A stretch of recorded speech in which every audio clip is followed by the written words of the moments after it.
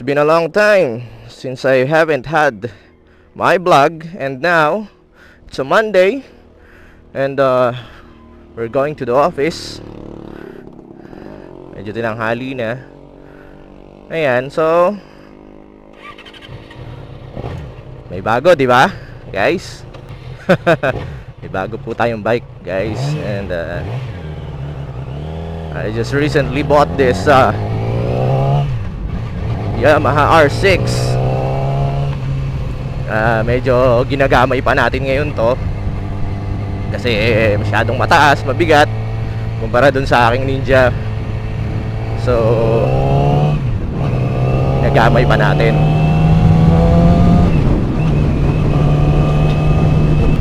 Medyo nakaka-stress kasing gamitin tong R6 pagka stop and go traffic. Nakakasakit sa kamay. Tapos isa pa yung medyo kinakabahan ako, baka matumba pagka mga biglang tigil. Kasi nga hindi ko pa masyadong gamay siya. And naka-lowering link na to sa likod. Kaya lang mataas pa din.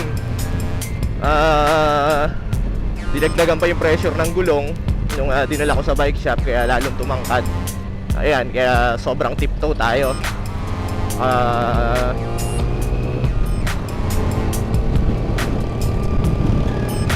Actually, ang nakikita ko na lang paraan dito, kasi talagang todong baba na siya, todong lowered na. Siguro nakikita ko na lang paraan is bumili ako ng mataas na sapatos. Yung parang yung mga Skechers na ginagamit ng mga grade school na babae.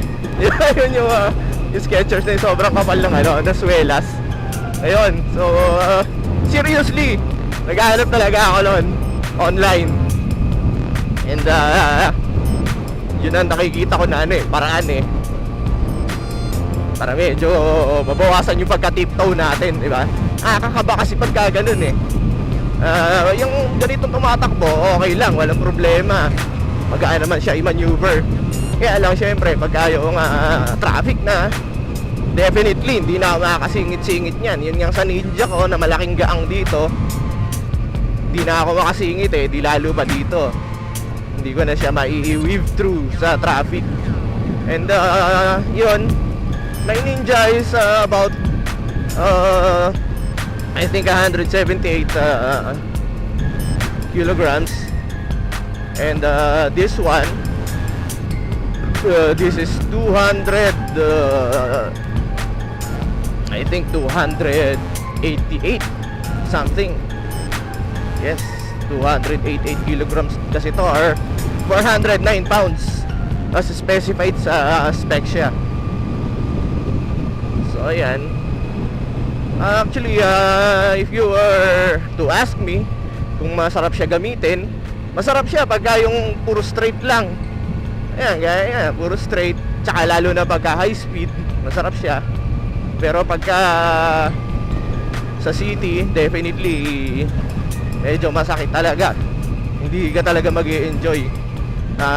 No wonder, di ba? Kung mapapansin nyo, yung mga nakatira sa Manila na mahilig sa bike, hindi sila gaano sa ganitong mga sports bike. More on touring bike sila, yung upright position ng handlebar. Kasi nga naman sa lagi na lang traffic sa Manila, di ba? Mahirapan sila pag naka-sports bike sila.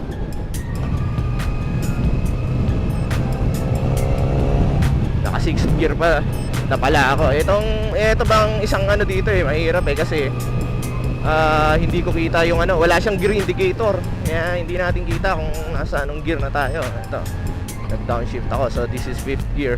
Huwag talaga, papakiramdaman mo na lang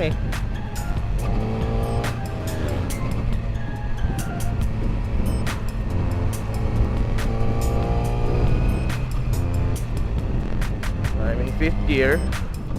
So now I'm in 4th gear.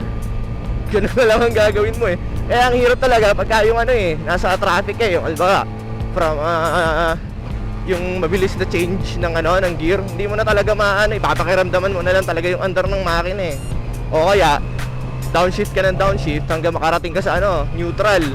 Kasi pag nag-neutral, may green na kulay dito sa panel. So doon ka magbabase So once in neutral, isang step, one down. Ayun, sa first gear ka, doon ka na lang ulit mag-uumpisang bumilang, diba? 1, 2, 3, 4, 5, yan, 6. So ayun, I just hope talaga na walang traffic dito sa Mendez kasi hirap talaga.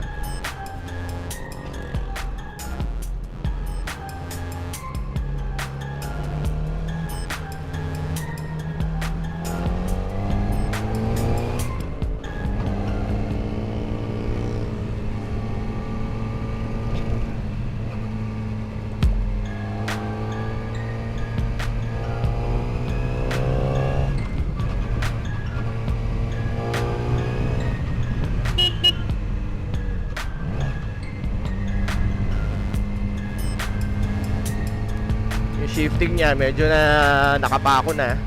Nung una lumulundag-lundag eh. Ngayon medyo nakapako na siya eh.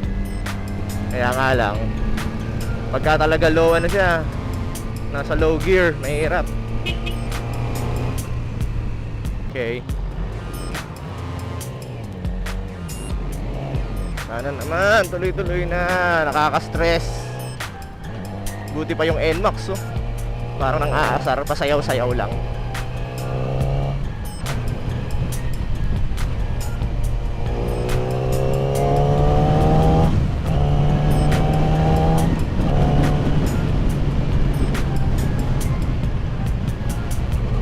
Ang init na ng tangke.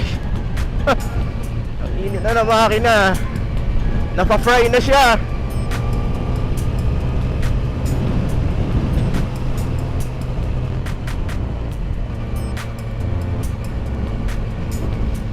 Well, sabi nga, ginusto mo yan, tisin mo.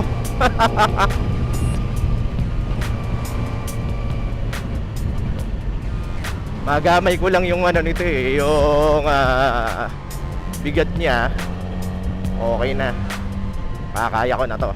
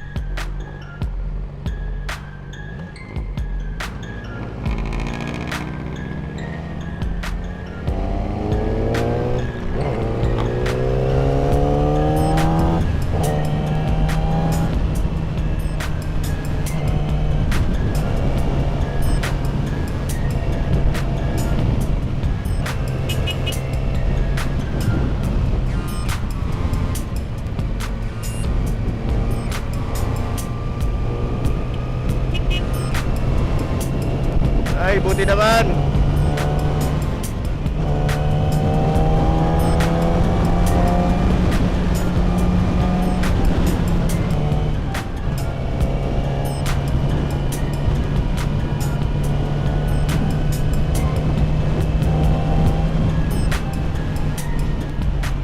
Okay, Sky Ranch, and now we're already here at Robinson's Tagaytay. Lamig, sarap.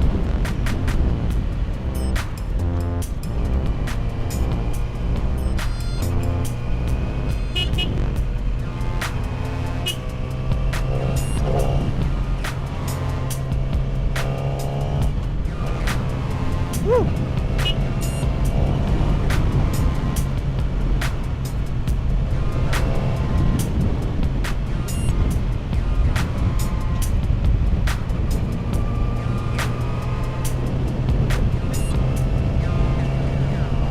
Problema na naman mamayang hapon sa pauwi. Baka traffic na naman. My God. I'm still recording.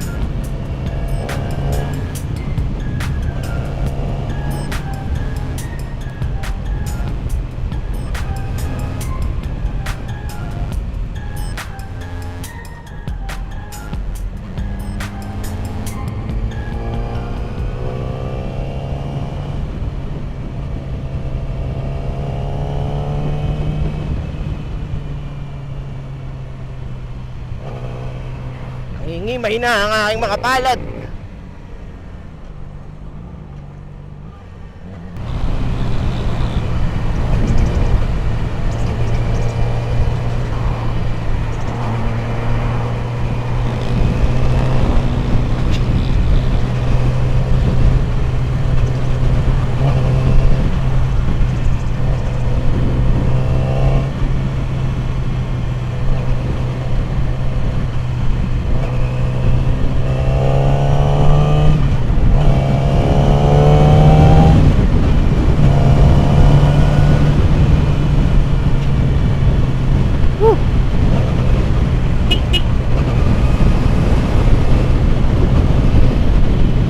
Hindi ako makadaldal. Ninenervyos. First time ko kasi ilayo to, mga kabayan. Kaya syempre kinakabahan pa, hindi pa sanay. Ibang iba kasi dun sa sa Ninja ko Ibang iba siya. Siguro dahil yung power niya masyadong abrupt. Konting pisil mo lang sa konting twist mo lang sa throttle, talagang lumulandag. Pagka yung mali pa yung gear mo, nanginginig. Dapat kasi talaga pag ganitong sports bike, parang high RPM bago ka mag-shift. Otherwise, yun nga, nag-stutter siya. Kaya minsan naririnig nyo, mga ganun siya.